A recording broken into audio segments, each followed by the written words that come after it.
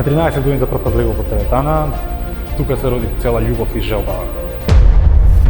Уште од мал бев заљубен во спортот. Почнав да тренирам фудбал уште на млади години. Не сеќам точно колку. Имав околу 8-9 годинки, тренирав во фудбалскиот клуб Металург во автокоманда. Потоа бев префрлен на кошарка, нели, пред пубертетот. Но кога веќе не се пронав во тие спортови, се заљубив во бодибилдингот како спорт. Имав амбиции за тој спорт уште од мал, уште пред да влезам прв пат во теретаната. Значи уште на 12 години јас сам измислував по дома, правев тегови, измислував некои своји вежби, бидејќи тогаш во тоа време јас немав ни интернет, немав ни пристап кон едукација некаква за вежбите. 2015 година за прв пат настапив на сцена на атлетата на Македонија, односно на купот на Македонија во тоа време. Прв пат како надпреварувач го освоив второто место во категоријата јуниори во бодибилдинг класик, потоа се такмичев наредната сезона повторно, тоа е во наредните 6 месеци, тоа беше атлетата на Македонија и уште еднаш се такмичев на купот. На тие два надпревари ги освоив првите места, со тоа што еднаш бев апсолутен шампион во категорија јуниори.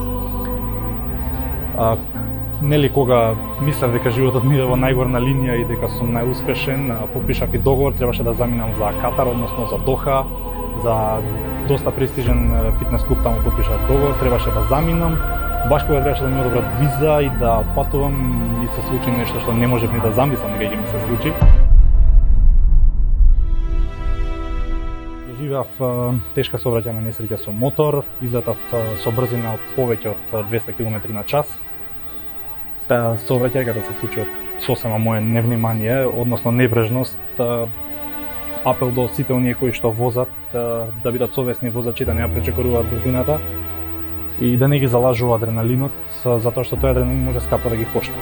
Мене ме кошташе доста скапо, прилично скапо. За среќа не го изгубив животот, но меѓутоа по падот и по стротната сообраќајка бев 7 дена во кома. Следуваше 13 часовна операција, благодарение до докторите кои интервенираа и ми го спасија животот. Од тогаш навака имам направено 10 хируршки интервенции, опериран сум на двете раце и двете нозе за среќа.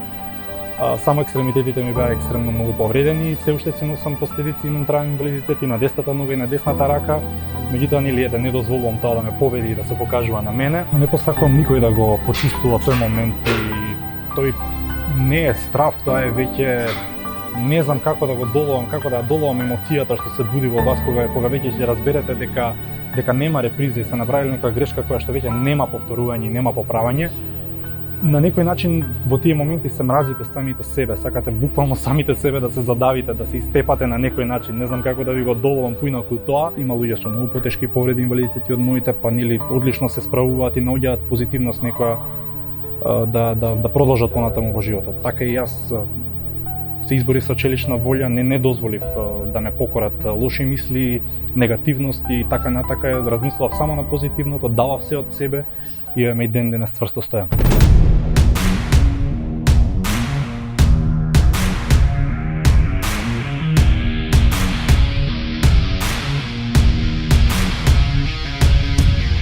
За целото чудо, еве нели 2020 година, 3 години по мојата сообраќајка, по една година помината во инвалидска количка, повторно застанав на нозе со челична волја, давав се од себе и повторно се спремав за надпревар кој што се одржа сега на 3 октомври. Го освоив првото место во категорија бодибилдинг класик сениори. Повторно се победив самиот себе си, дури самиот сум во неверување и сметам дека се што може да прави еден нормален, здрав, прав човек, можам и јас.